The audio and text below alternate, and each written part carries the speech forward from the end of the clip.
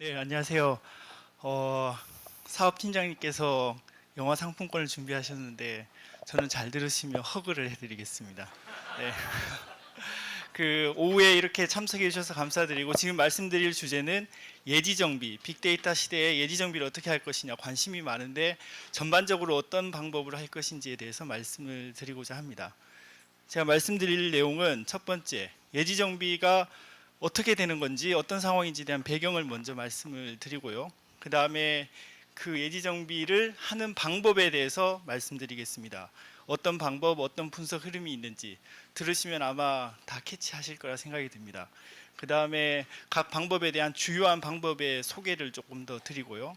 그리고 저희들 텔레콤하고 하이닉스에 과제하는 빅데이터 예지정비 과제에 이어가지고 어떻게 하면 좋은지에 대한 예제를 말씀드리면서 분석 방향 소개해드리고 마치도록 하겠습니다. 첫 번째, 그 예지정비는 여러분들 다 아시겠지만 그 장비의 상태 정보를 이용을 해서 장비의 그 설비의 그 정비를 필요한 시점에만 하겠다 하는 그러한 방법입니다. 그걸 하기 위한 모든 방법을 예지정비의 방법이라고 생각하시면 되겠습니다. 그래서 제가 장비의 상태라고 해서 밑줄을 그어놨는데 상태 정보가 굉장히 인클루시브하고 굉장히 포괄적입니다. 어떤 상태 정보인지 굉장히 많은 정보가 있는데 슬라이드 내에서도 한번 찾아보시고 여러분 문제에서도 한번 생각을 해보시기 바랍니다. 그 다음에 그 예지정비가 적용되는 장소, 도메인은 일단 그 장비 정비로 인한 비용이 많이 발생하는 곳이면 일단 예지정비는 모두 다 수행이 돼야 됩니다. 그래서 여러분들 생각해 보시면은 장비의 정비를 하기에 그 굉장히 비용이 많이 드는 곳 또는 장비의 멈춤으로 인해서 굉장히 손실이 많이 가는 곳 그런 곳에 대해서는 예지 정비를 해야 됩니다. 그래서 예로 생각을 해보면은 뭐 큰 장비들 반도체 장비 그리고 비행기 그리고 열차 그리고 또 풍력 터빈 이런 것들 생각해 보실 수 있을 겁니다. 그리고 또 꼭 이런 큰 장비뿐만이 아니라 장비는 작더라도 굉장히 중요한 핵심적인 역할을 하고 있는 장비에 대해서는 예지 정비를 꼭 해야 됩니다. 예를 들어서 선박 발전기 엔진 터보 차저 사이즈는 별로 크지는 않은데 굉장히 중요한 역할을 감당하고 있는데 이런 장비에 대해서는 예지 정비를 통해서 꼭 필요한 시점에만 정비를 할 수 있도록 플랜을 짜가는 게 필요합니다. 이걸 하는 방법이 예지 정비가 되겠습니다. 예지 정비 얘기가 많은데 그러면 예지 정비 하기 이전에 저희들이 어떻게 하고 있었는지 간략하게 몇 가지 방법만 말씀드리겠습니다. 다 아시는 건데 정리 차원에서 들으시면 되고요. 그 첫 번째, 고장이 발생하면 그냥 가서 그 고장을 잘 대처하고 문제를 잘 마무리하는 방법입니다. 언플랜드 정비. 그러니까 이것도 잘하면 굉장히 도움이 되는데 이것 또한 자체를 못 해가지고 저희들 많은 문제를 야기시키고 있죠. 그다음 두 번째, 생각해 보시면 아시겠지만 시간, 주기적으로 정비를 수행하는 방법입니다. 특정 시간, 1년에 한 번씩, 1개월에 한 번씩 주기적으로 정비를 수행하는 방법. 이것을 타임 베이스드 메인터넌스라고도 합니다. 그 다음에 그 예지 정비 조금 이전에 조금 덜 스마트한 정비 방법을 예방 정비라고 합니다. 예방 정비, preventive maintenance. 예방 정비는 조금 덜 스마트하지만 조건들이 조금 더 있어가지고 그 조건이 만족이 되면 그 조건의 트리거가 되어서 저희들이 정비를 하는 겁니다. 주로 어떤 주기성을 가지고서 정비를 하게 되겠죠. 꼭 그 주기성이 아니더라도 어떤 사람이 메인터넌스를 하기 위해서 가보다가 감에 의해서 이 정도면은 예방 정비를 해야 되겠다. 또는 정수기 필터 예제 같으면은 1년 정도 지나면은 필터를 교체해야 되겠다. 뭐 등등의 예방 정비 알고리즘들을 생각을 해볼 수가 있습니다.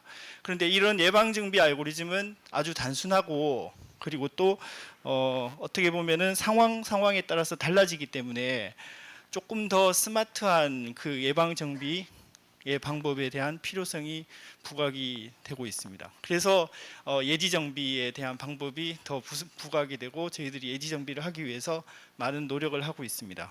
그래서 예지 정비에서 저희들이 조금 더 생각을 해봐야 될 게, 그러면 어떤 시간 주기로 해야 될 것이냐, 그리고 또 어떤 기준을 삼아서 예방 정비를 해야지 더 비용을 줄이고 더 효과적인 목표를 달성할 것이냐, 이런 질문을 할 수가 있겠죠. 그걸 하기 위해서 이제 예지 정비 방법을 저희들이 수행을 하게 되겠습니다. 그래서 그 예지 정비에서 하는 첫 번째 가장 핵심적인 일은 이겁니다. 장비의 브레이크다운, 페일리어 시간을 예측하는 겁니다.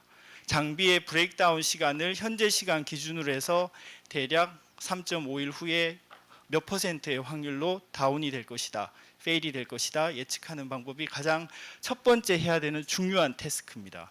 이거가 잘 되면은 사실 고객들은 다 만족하고, 이거를 위해서 이제 조금 다른 요인들을 찾아내고 그 요인들을 어떻게 하면 미니마이즈 할 수 있을 것이냐, 그 대처할 수 있을 것이냐에 대한 정비에 도움을 주는 태스크 작업을 더 수행하는 것이 두 번째 목적이 되겠습니다.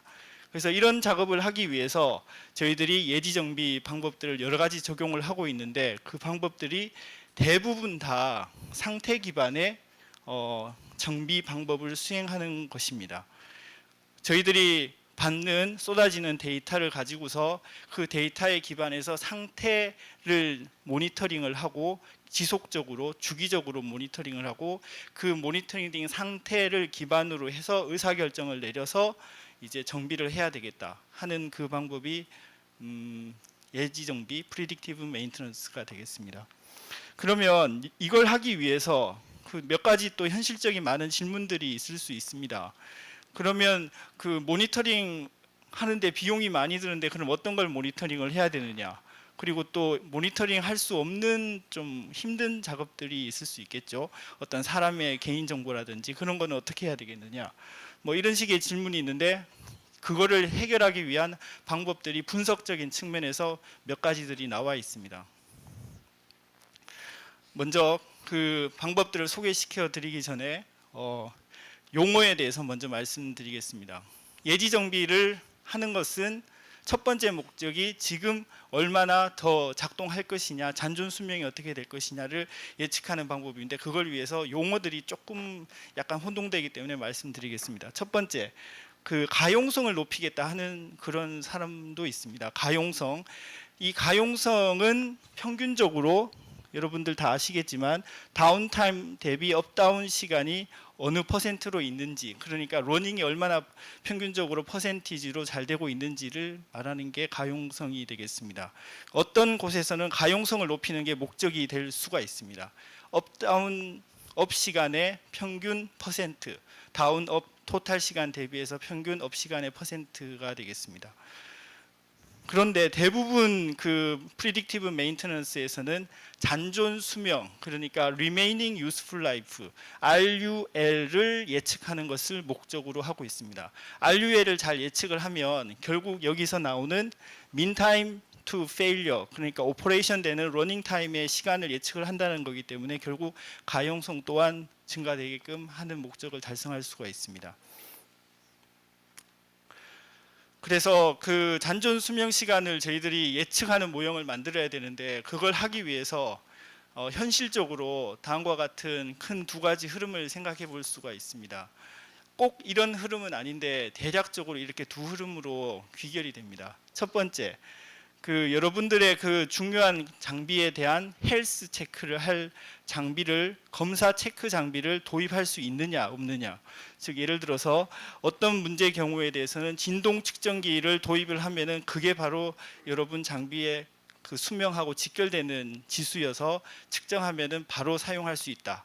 또는 울트라 센스 또는 서멀 이미징 이런 것들을 도입을 할 수 있으면은, 장비를 도입을 해서 그 장비의 데이터를 가지고 와서 분석을 하면은 사실 굉장히 도움이 많이 됩니다.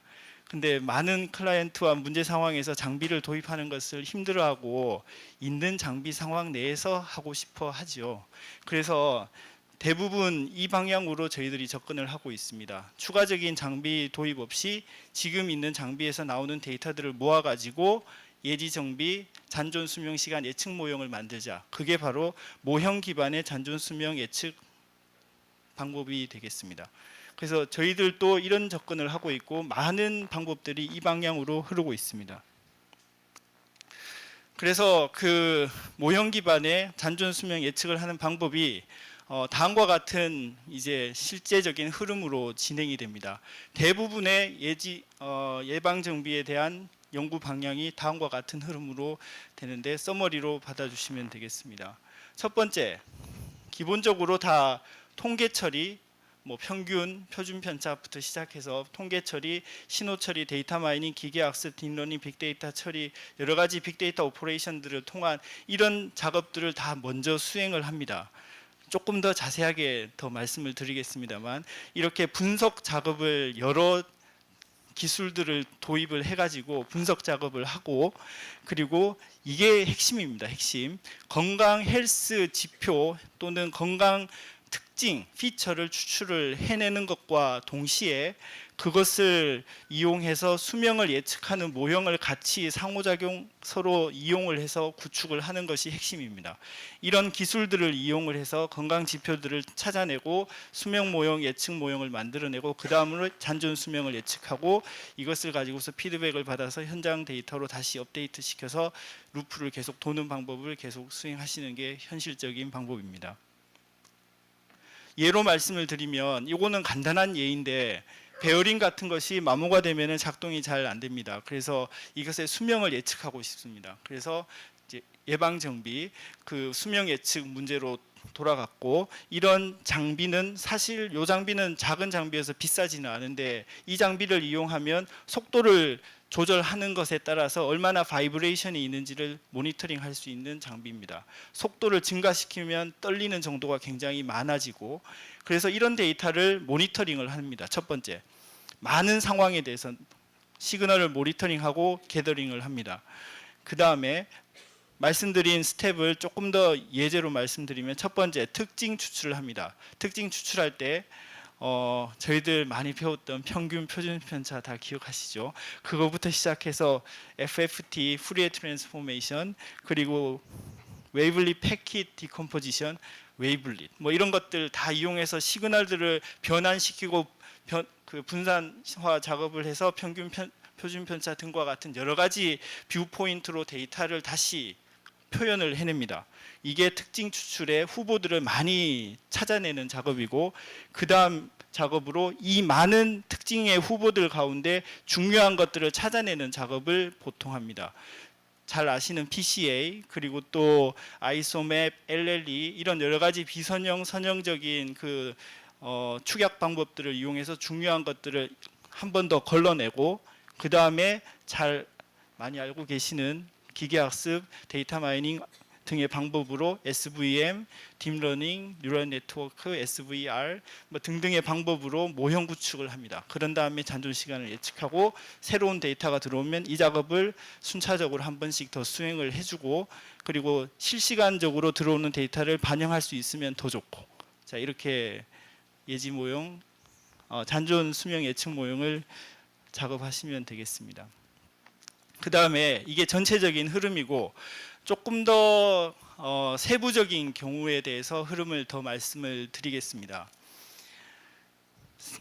장비 생명에 대한 특성치를 관측할 수 있는지에 따라서 두 가지 경우로 나눌 수가 있습니다. 예를 들어서 광학 수준 이게 측정이 되느냐 우리가 관심 있는 Y 리스판스가 되겠습니다. 또는 저항 수준 또는 배터리의 볼티지 수준 마모 수준 즉 수명과 직결되는 그 특성치 Y가 측정이 되느냐 안 되느냐 그거에 따라서 방법이 큰 분류로 나뉩니다. 그게 측정이 되면은 잘 아시는 회귀 분석, 시계열 모형, 인공신경마 이런 것들을 적용을 해가지고 이런 것들은 다 특성적인 Y가 있을 때 그것을 쫓아가는 모형입니다. 그래서 그런 것들을 만들고 이것들 측정이 거의 안 되거나 별로 없을 때 그러면은 이제 위험 모형이나 아니면 그 가속 수명 모형 그리고 비례 위험 모형 그리고 또 은닉 마코프 모형 등등의 방법으로 수명을 예측하는 모형을 뭐 분포 기반, 통계 기반으로 만들어냅니다.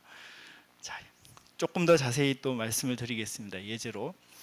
이 예제는 그 저항을 시간에 따라서 한 주 한 주 지나감에 따라서 그 어떤 저항 수준이 어떤 수준에 머물러야 되는데 계속 디그레데이션이 되어서 이렇게 올라갑니다. 그러면은 이제 제공자 입장에서는 어느 수준 이상 저항 수준이 올라가면은 이제 허용 기준을 넘어서서 장비가 브레이크다운이 됐다, 더 이상 사용할 수 없는 상태가 됐다 판단을 하게 되는데, 자, 이런 경우는 Y 특성치 헬스 지수가 바로 저항 그 자체인 거죠. 그렇기 때문에 이게 모니터링이 됩니다. 그래서 지금 현재 5주, 6주까지 동안에 저항 수준이 모여져 있는 것을 가지고서 이때에서부터 얼마나 저항 수준이 될지를 회귀 분석을 하시건 칼만 필터를 쓰시건 여러 가지 방법을 쓰셔가지고 요 선을 예쁘고 아름답게 잘 통계적으로 합리적으로 계산을 할 수 있도록 그려내시면 되는 겁니다. 그래서 이게 특정 수준을 넘어가는 그 시점을 가지고서 그것에 대한 예측치, 컨피던스 인터벌 같은 것을 계산하시면 됩니다. 또 다른 예 말씀드리겠습니다. 테슬라 모델 S, 모델 이름은 잊어버렸는데 테슬라에서 그 모델 S에 대해 가지고 8년 동안 무한 킬로미터 마일리지 워런티를 제공하고 있습니다. 그래서 테슬라 입장에서는 얼마나 마일리지를 탔는지에 대해서 얼마나 배터리 충전 후에 갈 수 있는지 예측된 레이트를 아는 것이 중요합니다.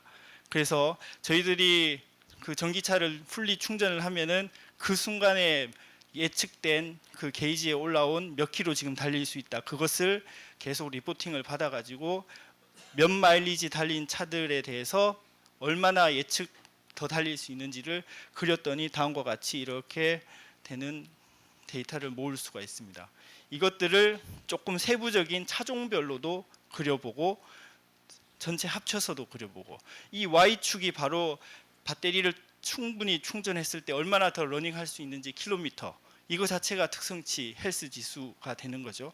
그래서 이거를 데이터를 받으면은 이걸 가지고서 회귀 분석 그리고 시계열 분석 뭐 여러 가지 분석 모형을 하시면 되겠습니다. 이 예제는 회귀 분석을 한 겁니다. 회귀 분석을 해서 대략 8년 동안 평균적으로 러닝할 마일리지 대비해서 우리 테슬라가 제공하는 배터리가 얼마나 서바이브 할 건지에 대한 개런티를 할 수 있기 때문에 거기서 8년을 개런티 워런티로 넣은 것이겠죠. 자, 그 다음에 좀 더 다른 예제가 되겠는데, 이 예제는 특성치랄까 그 헬스 장비, 헬스 지수가 특별히 모니터링이 되지 않는 예제를 이제 비교적으로 말씀드리겠습니다. 반도체 웨이퍼 장비에서 이제 웨이퍼가 계속 순차적으로 들어와서 처리가 되고 나가고 거의 뭐 현실적으로는 실시간으로 처리가 되면서 각각 웨이퍼들마다 그 FDC 시그널이라고 웨이퍼의 반응 그 이제 파라미터별로 치수를 모으게 됩니다. 그렇게 모으다가 계속 러닝하다가 갑자기 어떤 순간이 되면은 장비가 뻗습니다. 장비가 브레이크다운이 됩니다. 그러다가 또 다시 뭔가 다시 리셋하고 다시 가스 다 주입하고 다시 리셋한 다음에 다시 러닝을 하고 또 가끔씩 한 달에 한 번씩 또 주기적으로 점검도 합니다. 자, 이런 경우는 잘 생각해 보시면 아시겠지만 물론 이 사이에 여러 가지 다른 파라미터들 측정하는 값들이 있긴 하지만 특성치 헬스 장비에 대한 그 Y 값이 특별하게 없습니다. 그냥 갑자기 시간이 지나다가 갑자기 장비가 멈췄어요.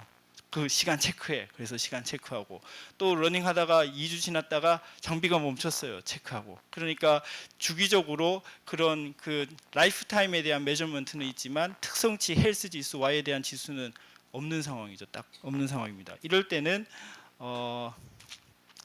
예를 들어서 여러 가지 방법 중에 다음과 같은 방법 같은 것을 생각해 볼 수가 있습니다. 수명 함수를 계산을 해내고 이 수명 함수는 그 위험 함수를 비례적으로 인풋 상황에 대해서 증가한다는 모형을 가지고서 시간에 따라서 얼마나 작동할 건지에 대한 수명 함수를 계산해내는 모델링 방법들이 있습니다. 이걸 하는 방법이 비례 위험 모형, 그리고 엑셀러레이티드 가속 수명 모형 등의 방법들이 있습니다. 이걸 가지고서 모형화 작업을 해가지고 시간에 따라서 얼마의 확률로 살 건지에 대한 이 수명 곡선을 예측을 해낼 수가 있습니다. 이 수명 곡선을 예측을 해내면은 평균 수명 시간, 중앙 수명 시간, 그리고 3시간 후에 살 확률, 그리고 5시간에 살 확률의 컨피던스 인터벌 같은 거 다 계산을 해낼 수가 있습니다. 그래서 여러분들 통계 공부 열심히 하시고요. 코딩도 잘 하시고, 이게 다 통계를 기반해서 나오는 로직들이 되겠습니다. 중앙값도 찾아내고요. 그리고 또 이 예제는 드릴링 머신에서 같은 식으로 외부의 시그널들을 찾아낼 수가 있습니다. 드릴링 머신이 중요한 장비라고 생각을 하고, 이게 초기 단계인지 잘 러닝하는 단계인지 아니면 뻗기 이전의 단계인지 3단계에 대해서 예측하는 게 중요한 문제였습니다. 이것 또한 그 특성치 Y가 없이 그냥 주변 외부 시그널들만 측정할 수 있는 상황입니다. 이런 경우에 대해서 바로 회귀 분석 같은 거 하는 게 어렵습니다. 뉴럴 네트워크 어렵고 그 데이터 구성이 다르기 때문에. 그래서 이런 상황에 대해서는 예를 들어서 외부의 데이터 시그널들에 대해서 우리가 관심 있는 세계의 상태에 대한 최적의 상태에 예측하는 히든 마코프 모형, 뭐 이런 은닉 마코프 모형, 이런 것들을 적용을 해서 우리 방법을 쓰면 상태 예측을 잘 할 수 있다. 이런 식의 방향으로 예지 정비 분석을 하는 것이 가능합니다. 자, 제가 이제 헬스 지표가 특별하게 저희들이 보이는 게 있는 경우 그리고 없는 경우를 나눠 가지고 크게 두 방향이라고 말씀을 드렸고, 또 다른 방향으로 서머리를 해서 말씀드리고 싶습니다. 지식 기반 모형 방법을 적용할 수도 있습니다. 이거는 아주 단순한 고정 룰들을 찾아내거나 퍼지 룰을 만들어내거나, 즉 예를 들어서 시간이 어떻게 되고 그 프레셔가 어느 레벨이 되면은 장비를 점검하는 게 정말 좋습니다 라는 룰들을 만들어내는, 어떻게 보면 인터프리터블한 방법을 쓰는 방법입니다. 그 다음에 기대 수명 모형을 예측하는 모형으로 시간의 스텝에 대한 중요도를 굉장히 중요하게 생각해서 베이지안 네트워크, 마코프 모형 뭐 이런 방법들을 쓰는 게 방법이고, 또는 약간 시간적으로 덜 가중치를 주면서 통계적인 모형, 아리마 모형, 시계열 모형, 그리고 가속 수명 모형 등등 이런 방법들을 쓰는 방법. 그 다음에 이런 통계적인 또는 추계적인 스토캐스틱한 방법 하기 어려우면, 우리 지금 딥러닝 많이 인기를 끌고 있잖아요. 뉴럴 네트워크, 그리고 또 뭐 스파스 레프레젠테이션 등을 통합한 뉴럴 네트워크의 그런 형제들을 들고 와서 모르겠으니까 네가 학습해줘 하는 방법. 그것 또한 잘 안 되면은 이제 전문가에게 진짜 그 모형이 뭐 아레니우스 모형인지 뭐 이런 여러 가지 세부적인 모형을 가져와 가지고 그 모형 기반으로 한다든지, 다음과 같은 방법도 가능하겠습니다. 점점 더 이쪽으로 가면은 물리적인 레벨에 가까워지면서 복잡해지고, 이쪽으로 가면 단순해지고 쉬워지고, 각 방법에 대한 장단점이 있어서 이것들을 조합해서 사용을 하시면 되겠습니다. 그 중에 그 가속 수명 모형에 대해서 예제로 말씀을 드릴게요. 하나의 퀘스천 하드로 말씀드린 게, 장비 상태 모니터링이 힘든 경우, 비용이 많이 드는 경우, 어려우면 어떻게 할 것이냐. 뭐 계산적인 또는 분석적인 해결책도 조금 있어야 되겠죠. 그런 경우에 잘 쓸 수 있는 방법 중에 하나가 가속 수명 모형이 되겠습니다. 즉 사람 수명 모형을 테스트하는 거 굉장히 사람 비싸죠. 힘듭니다. 한 사람 데려와서 죽을 때까지 담배 피라 굉장히 어렵죠. 그렇기 때문에 그걸 하기 위해서 니코틴을 강아지에게 주입을 시켜가지고 강아지의 수명을 찾아냅니다. 그러고 나서 강아지의 10살이 사람의 70살에 흡사하다. 그러니까 7살이 70살이니까 그 곱하기가 10. 그러니까 예를 들어 가속화 개수가 10 정도 된다. 그런 모형화를 시켜가지고 값싼 장비에 대한 그 수명 모형을 만들어서 비싼 장비에 대한 수명 예측하는 모형을 만드는 방법을 가속 수명화 모형이라고 합니다. 그래서 진짜 비싸고 고가의 장비면은 이런 가속 수명화 모형을 적용해서 수명 예측 모형 작업을 할 수가 있습니다. 그리고 또 이제 두 번째 단계로 수명 예측이 어느 정도 됐으면은, 이제 두 번째 목적의 단계로 수명 예측을 한 이후에 수명이 이제 짧게 되는 어떤 요인을 찾아가지고 그거에 대한 해결책을 주는 것 또한 예지 정비의 두 번째 카테고리 목적이라고 말씀드렸습니다. 그걸 하기 위해서 여러 가지 그 시간에 따른 관리도 기법을 적용해서 이 관리도 기법 등에서 벗어나는 상황을 찾아내서 그 요인을 찾아내는 방법들, 컨트롤 차트, 큐섬 차트, EWMA 차트 등을 이용해 가지고 그것들이 벗어나는 범위를 찾아내게 하는 그런 방법들을 적용해서 피처들을 추출해서 이제 루트 코즈 어널리시스에 연결시키도록 하는 게 그 다음 스텝이 되겠습니다. 그리고 또한 그 이제 관리도 기법뿐만 아니라 관리도는 어떤 분명한 목표치가 있는 경우가 대부분이고요. 그거 없이 평평한, 그러니까 아주 원만한 정상 상태 대비해서 분포나 패턴이 달라지는 것을 비교적으로 찾아내는 방법. 갑자기 어제에 비해서 갑자기 상태가 달라졌어. 이게 어떤 요인이 될까 찾아봐 하는 그런 식의 분석을 하기 위해서 분호, 분포 또는 변화 탐지 방법을 적용을 해서 그 시점들 그리고 어노멀리를 찾아내는 방법, 이런 것들 적용할 수가 있겠습니다. 저희들이 그 하이닉스의 그 대량 빅데이터 환경 내에서 수명 예측 모형을 하고 있는데 장비가 다운되고 업되는 사이에 FDC 시그널들이 계속 많아집니다. 그래서 그 FDC 시그널들을 이렇게 중첩을 시켜가지고, 이거는 214개를 중첩시킨 건데 이게 각 타점이 1분이니까 890 타점, 약 20분 이내에 그 상황이 214개를 모아놓은 겁니다. 이런 것들 실시간성의 데이터를 가지고서 저희들이 중요한 가장 대표적인 패턴을 찾아내고 이 패턴 내에서 얼마나 시간적으로 벗어나는지, 그리고 벗어나는 시점을 찾아가지고 이것을 수명 모형에 적용시킴으로 예지정비 분석을 수행을 하고 있습니다.